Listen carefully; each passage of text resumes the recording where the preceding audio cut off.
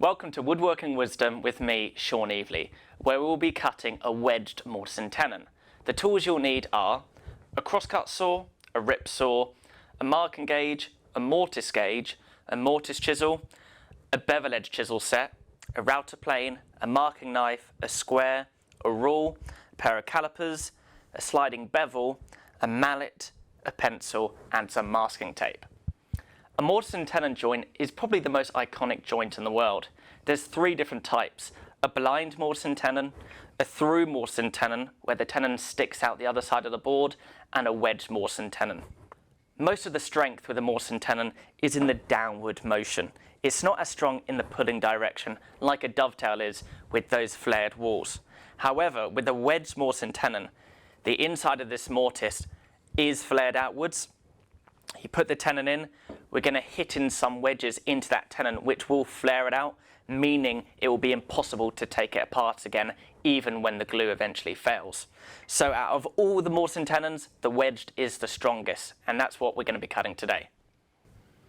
So like every mortise and tenon, you've got to mark the tenon first but cut the mortise first. However, the marking out of the mortise is slightly different, and we're going to show you now. So first thing with the tenon and the mortise is you want to establish your face side and pick the best looking grain. So that grain matches pretty nicely. So I'm going to mark my face sides. And the reason we do this is instead of using a marking gauge and going all the way around the piece of timber, if you haven't cut that perfectly square, it's going to make that marking gauge line slightly off. Whereas if you establish some face edges and you use a square on those sides, it'll ensure that line meets around perfectly, even if this top surface is not square. So even though I'm going to flush off this joint later, I do want the tenon to protrude a little bit. So I'm going to get a marking knife. I'm going to protrude the tenon around 2 millimeters. Just mark that point there with a marking knife. And now I'm going to get a square, put the marking knife into that mark I just made, butt up that square and draw a line. So now I've got that mark established, I'm going to get a square, put this knife in the mark I just made, butt up the square and draw the line, doing a faint line to begin with, then going a bit deeper. You have to remember to reference the square off one of your face sides. Do the same on this side. Carry that around.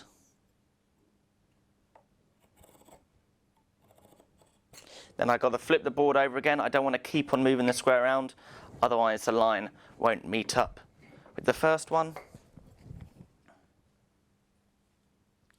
Drop that in the mark and draw the line. Okay, so now we've got our shoulder line established.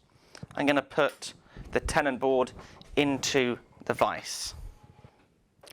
So normally I would have a protruding tenon to protrude around 2 millimeters or 3, but because the walls of the mortise are angled, that would mean the end of the tenon would then sink into the board. So you want it to protrude a bit more, so then you have enough material there to bend over and still protrude from this outer board here. Later on it's going to be flushed off, so it won't matter anyway. But I'm going to mark this tenon out, and I'm going to make it protrude around 5 millimeters. Then I'm going to have enough material there so it won't sink in when I add the wedges in. I'm going to just mark that corner there with a marking knife. I'm going to take my square. Remember to reference a square off one of the face sides. Put my marking knife into that prick I just made, butt my square up and draw a line. Start off lightly and then gradually get deeper. If you go too deep straight away, it can follow the grain or it could run off track. So you just want to do a light line at the beginning. Move my square around. Again, referencing off that face edge or this face edge. If I did it this way, then it's not going to end up square.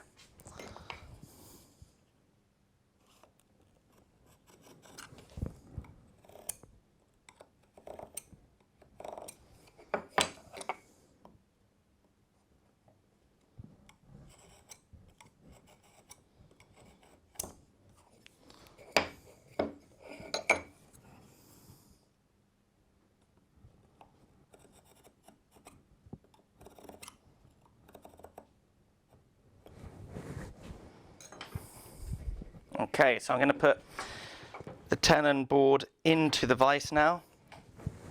Your tenon always has to be the same size as your mortise chisel. That's why it's a good idea to get a set, so then you can choose what tenon size you want. I've got an 8mm mortise chisel here.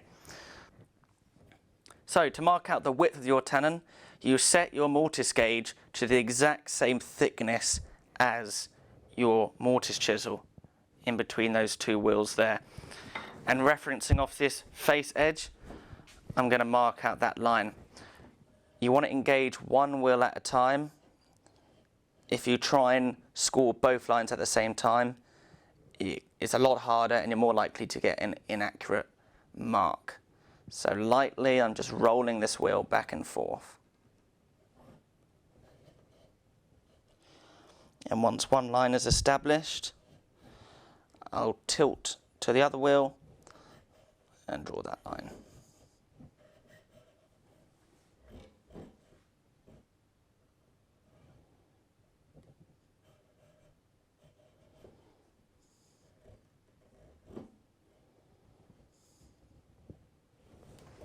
Okay, now to mark the two other shoulders of the tenon, I'm just going to use a pair of calipers, and I roughly want it to be about 5mm from each edge, and I'm just going to make 2 marks.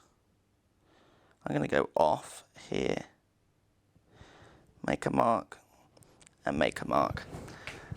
And then you can get your pencil, engage the pencil in that mark you just made, and draw a line. Make sure you keep your calipers set to this position because we'll use it later to mark the mortise. I'm going to carry on these lines down all the way around the board. This will help me cut straight when I'm sawing. It's always a good idea to look all the way around the board as you're sawing, because you want to be cutting straight, not just on the front, but also on the back.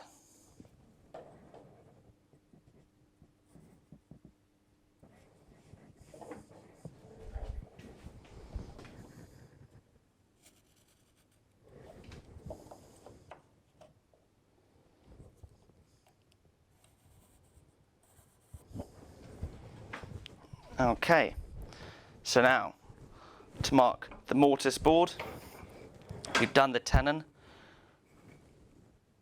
we've established our face side, and what I'm going to do is I'm going to get the calipers, and again I'm just going to make 2 marks. This is a test piece, so it doesn't really matter where I do it. You would want to measure this from the edge of the board. With those 2 marks, I'm going to use my pencil again, put the pencil in that hole I just created and draw the line. This is more accurate than using a ruler, because if I was using a pencil and a ruler, you can always be on one side of the millimeter, and then you've got to bring it over here, and then again, a pencil is not as accurate if you're just referencing it off the ruler instead of engaging it into a hole you made from the calipers. So again, I'm going to use the mortise gauge and referencing off the face side, I'm going to mark out that line there. Now this is the inside of the joint. It's the same size as the tenon, but the outside obviously has to be a bit wider because the tenon is being wedged and it's going to flare out. So you want to get a sliding bevel. You can use a dovetail marker for this. And the angle, to be honest, is your choice. You can follow a 1:8 ratio. It doesn't need to be too angled out. It can be quite subtle because the wedging action is going to be very strong. So I've already set this sliding bevel to about a 1:8 ratio. And I'm going to draw that line.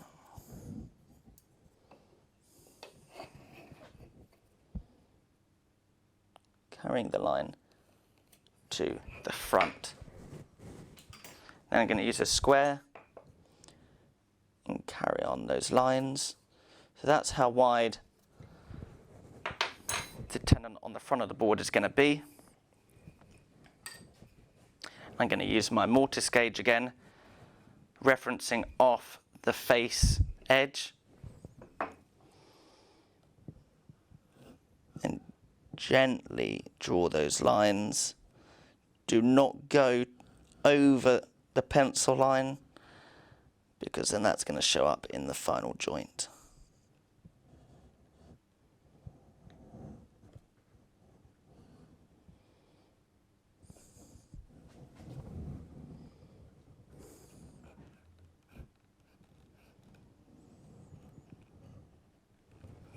There we go. So, we've got the mortise all marked out. Now it's time to take it over to the vise. You want to clamp this above a leg of a workbench, so then you have maximum force transfer. There's not going to be as much vibration. So I've got these bench dogs here.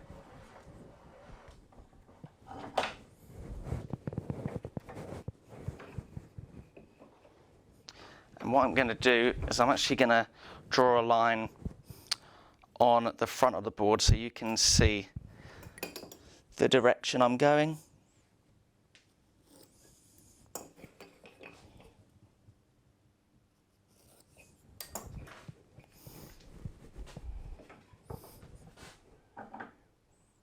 So when you're cutting this mortise, you want to be in line with the piece of wood and sighting down the length of it.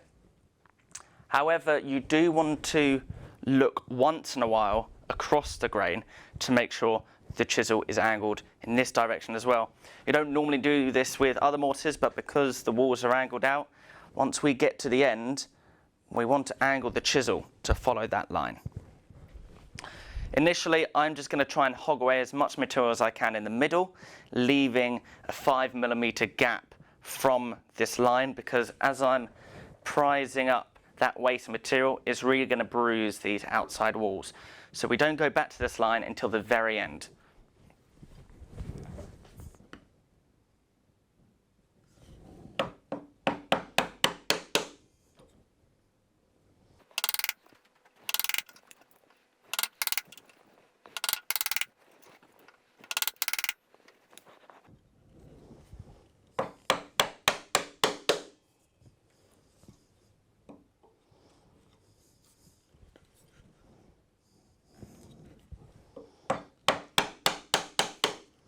You want to remove little bits of material at a time. You can see as I'm nibbling away, I'm tilting the chisel to remove that waste material. If you let it build up in there, it gets harder to take it out.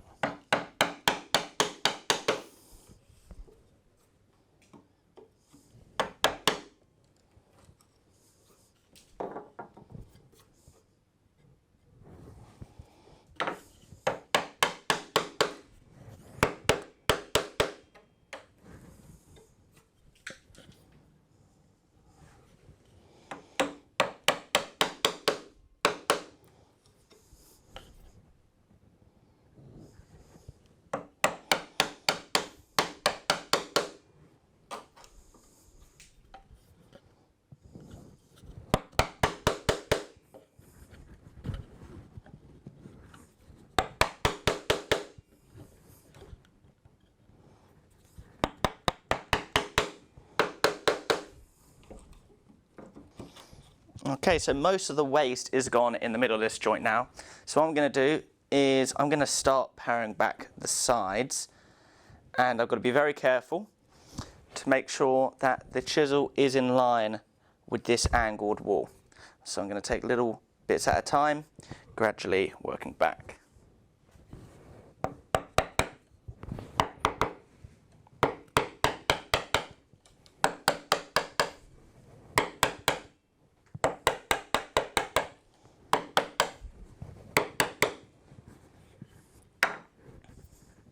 You can see I put some masking tape on the chisel so that I know I'm not going to go through the board into the workbench.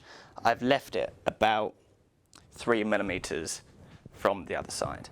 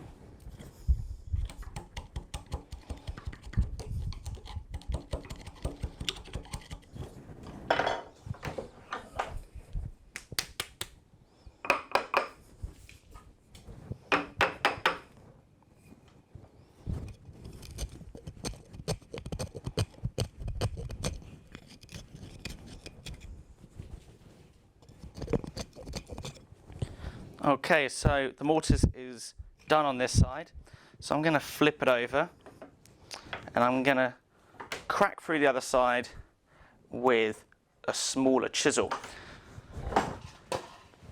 If you're comfortable using your mortise chisel, you can do that. However, I don't really like doing this because it's very easy to bruise the walls with the mortise chisel because it's the exact same size as the mortise. So if you're slightly off, then you're going to get a gap. So I'm going to use a smaller bevel edge chisel and just nibble away the material in the inside, and then eventually move to a larger bevel edge chisel to pare back to that marking gauge line.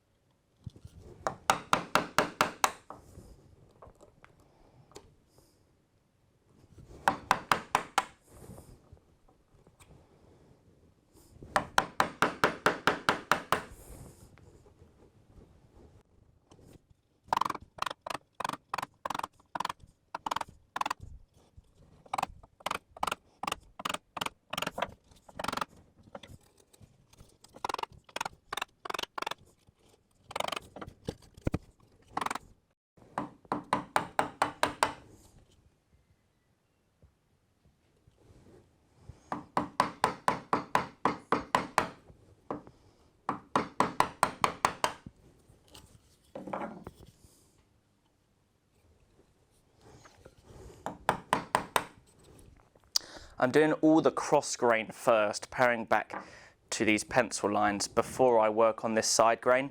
If you do the side grain first, quite often when you're paring that, it can tear the grain past that pencil line.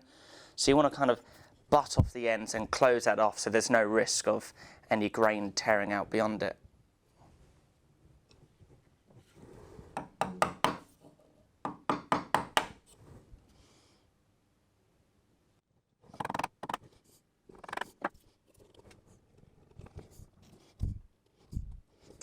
So now I'm going to go to a larger chisel, actually a medium sized one, just to remove most of the material. Then at the end I'll move to the large one.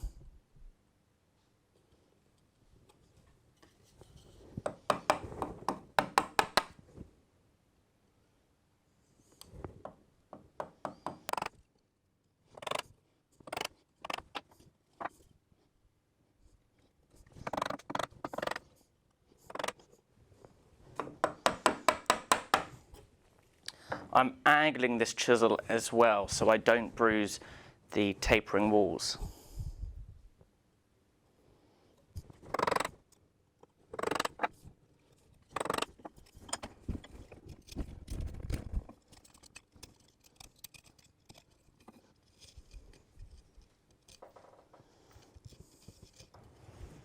Okay, so as you can see, the mortise is smaller on this side and larger on this side, giving us that opening. The mortise is now cut. Now it's time to cut the tenon. So, now to cut the tenon. You can do this with a Japanese saw or a Western saw. You want to use a rip saw, and I'm going to go slightly off the line, leaving maybe 0.5 millimeter to 1 millimeter gap. If you cut on the line, that's very risky and you could end up cutting the tenon too small, or when you're cutting the mortise you may have accidentally made that too big, therefore you get a loose joint. So you want to go over and then you can fine tune it to fit perfectly in the mortise.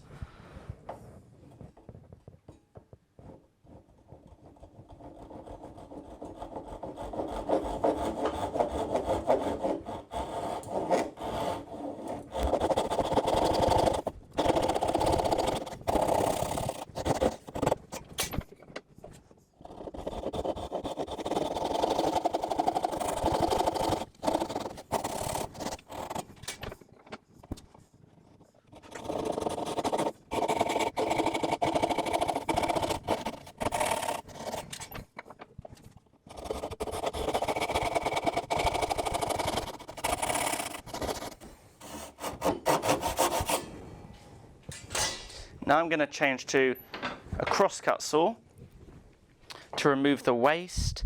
If you don't have a crosscut saw, you can use your rip saw for this. Again, I'm going to go off the line because I'm going to pare back to that marking gauge line with a chisel.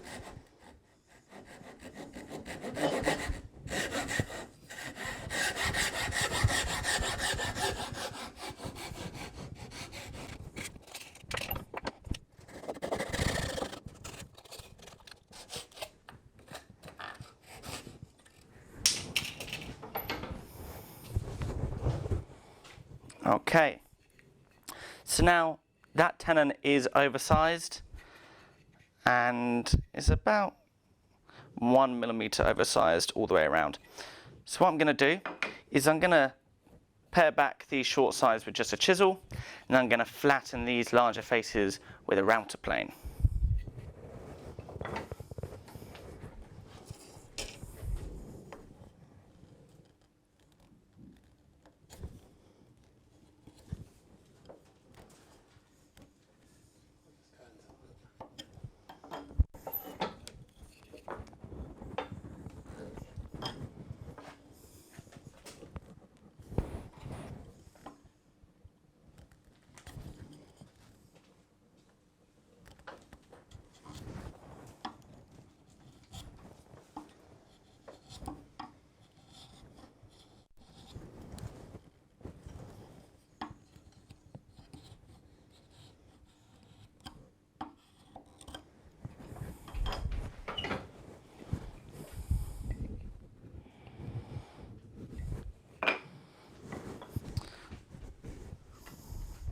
So the length of the tenon is the right size now. Now I'm going to use the router plane, taking little bits of material off at a time.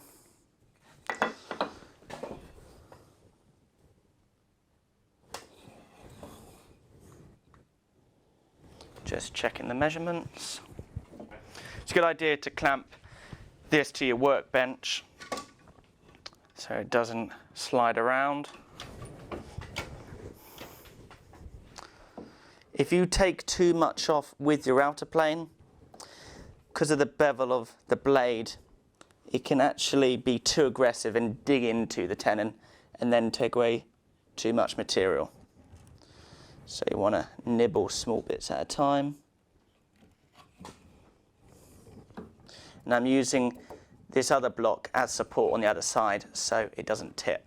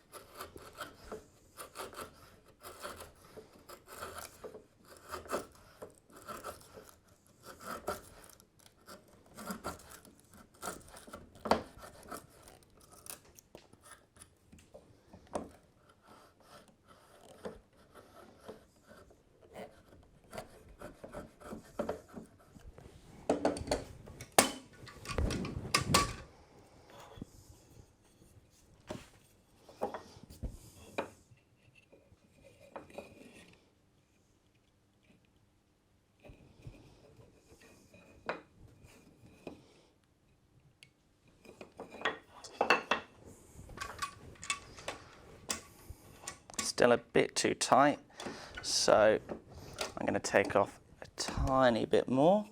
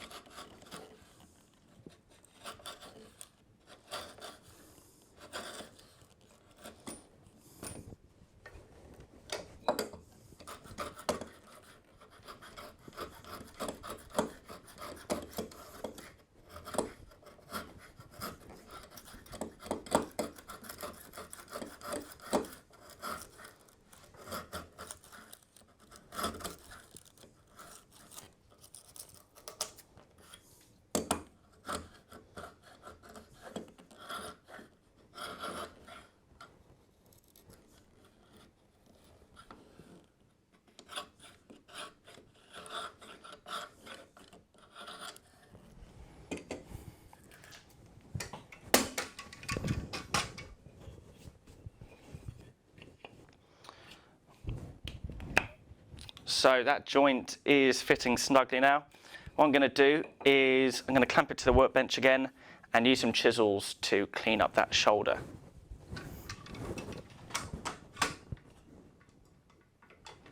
I'm going to clamp it above the leg of the workbench again so I don't get any vibrations when hammering.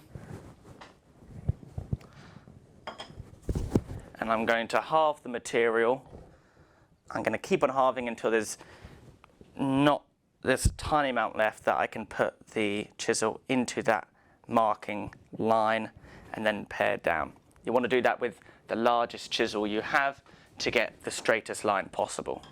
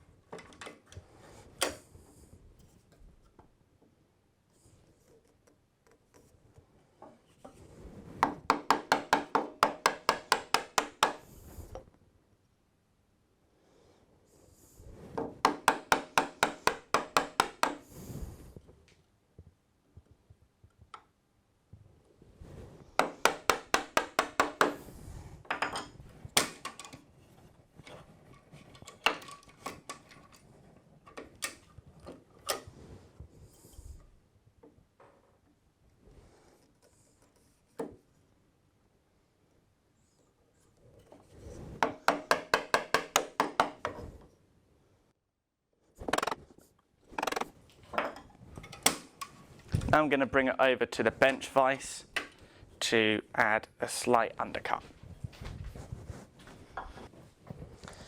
So you want to see a white line all the way around your piece of wood. That is your marking gauge line. You don't want to start the chisel lower than that. You want to rest it on, angle the handle up so you're cutting slightly downwards on the inside of the board. You don't want to go lower than the line on the outside.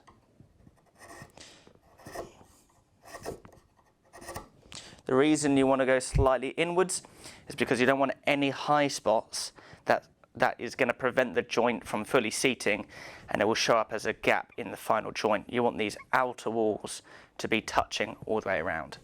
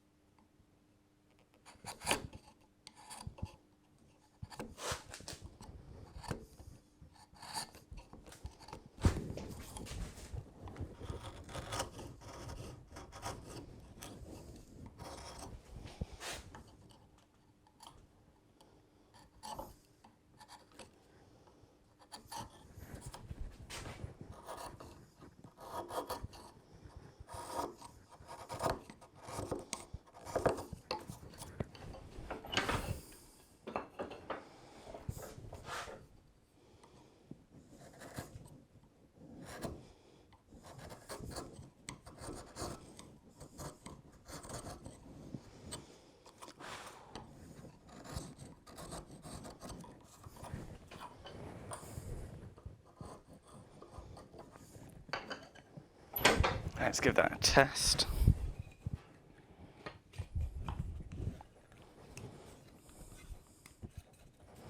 Okay, so that's looking pretty good.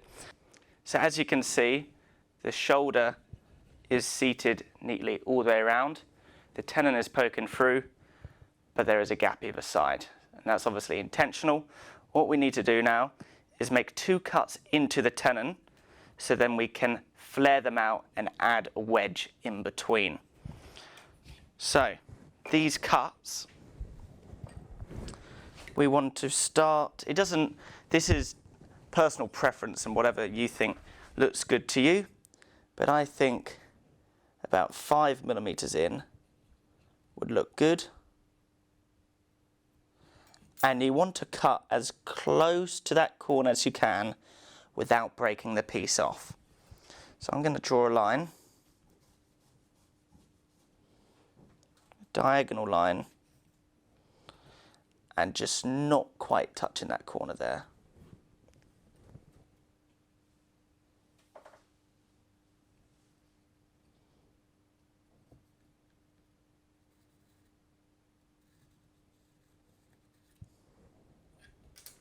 So you can see I've got those 2 diagonal lines. I'm now going to cut that with a saw, and as I'm just getting to the bottom, I'm going to stop before the piece breaks off.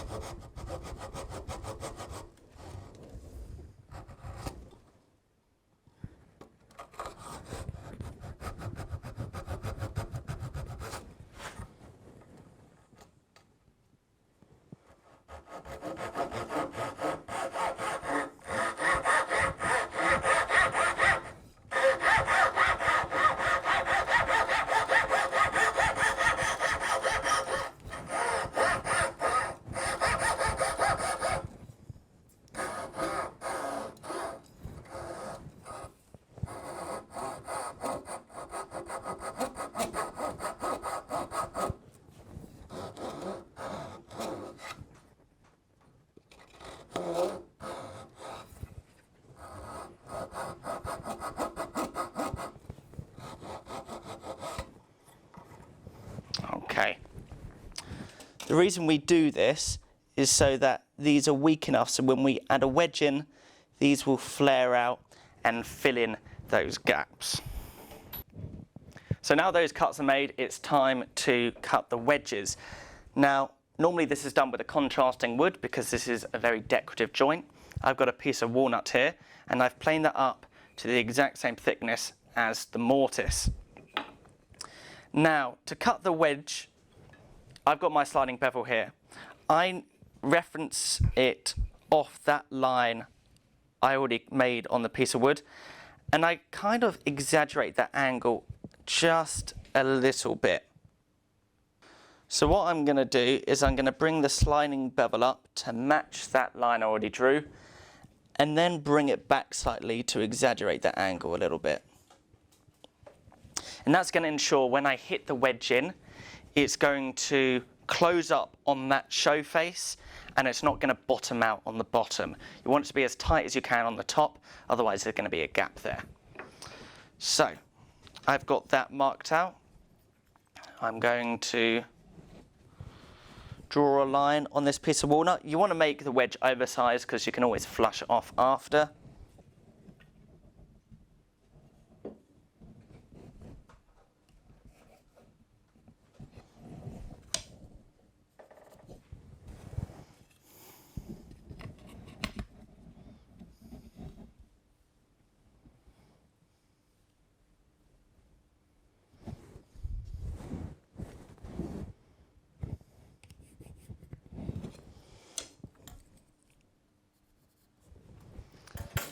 And again, I'm going to cut this with the Japanese saw.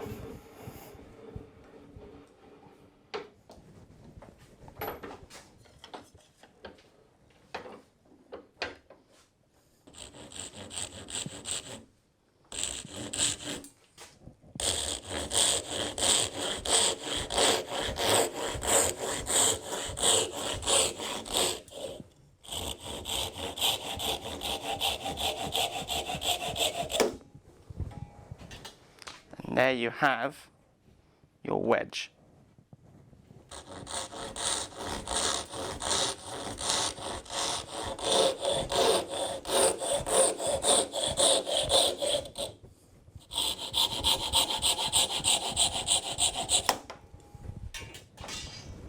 Okay, so all the components are cut. Let's give it a test fit. If it fits nicely, then we're going to add some glue. So match up the face sides. Got the two wedges here. Just going to gently open up these outer walls. You don't want to push these in too far because you might break them, but I can tell now when they're fully seated, that's going to open up the joint nicely. And I think we're ready to go. So I'm going to take this apart now, add some glue, and then the joint's complete. So normally with a protruding mortise and tenon, I wouldn't add glue to the mortise because I'd want it protruding and I want that area to be clean with no glue squeeze out. But because I'm going to be flush cutting this after and sanding it smooth, I can add glue to that mortise because I don't care about any squeeze out. So I'm going to put some glue in this tray and apply it to all the surfaces.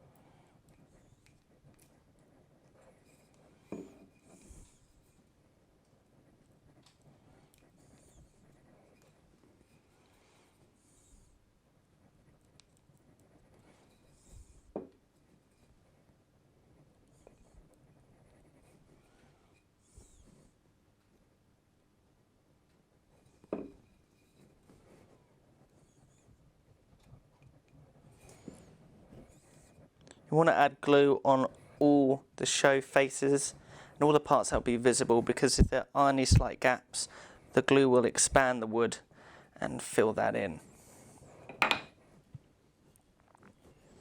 So I'm going to add glue all over the tenon, into that curve we cut, and on the shoulder.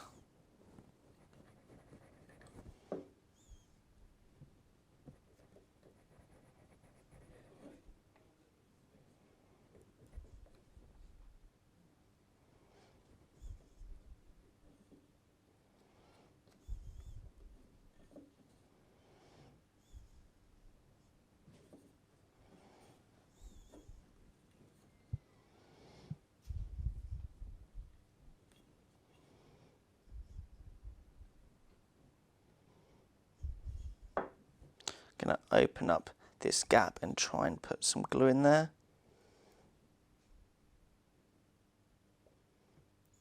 I'll also be adding glue to the wedges, so it's not an issue if you can't coat the whole inside.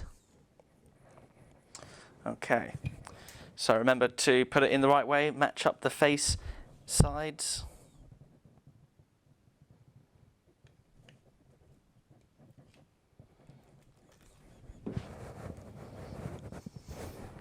Like that. Now, before the glue sets, you want to open up that area, put some glue on these wedges.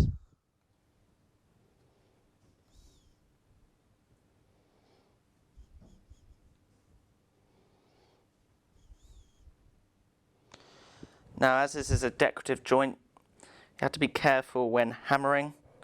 Don't want to dent the surrounding wood, but also you want to hammer the wedges in evenly, so then when you flush the joint off later, both walnut pieces are the exact same size.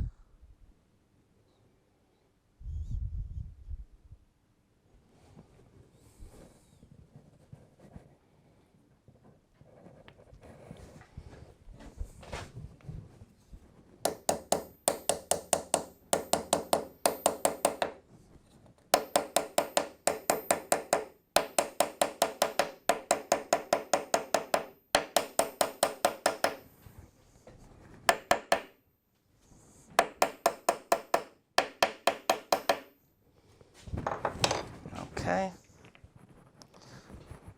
I'm going to clean up some of this surrounding glue.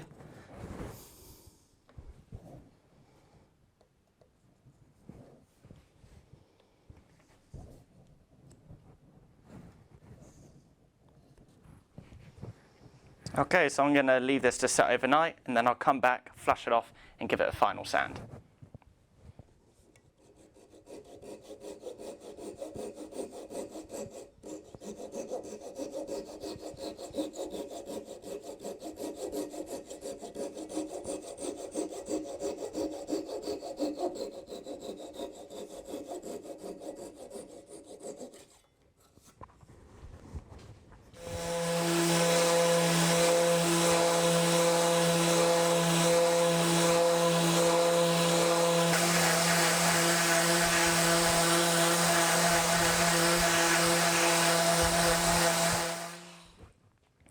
So that is the Wedged Mortice and Tenon complete. I'm a big fan of this. I think using a contrasting wood for the wedges makes a big difference. It's very decorative, and this joint works perfectly for cabinets. So I hope you enjoyed this video. I hope you learned something. Remember to like, share and subscribe, and we'll see you in the next one.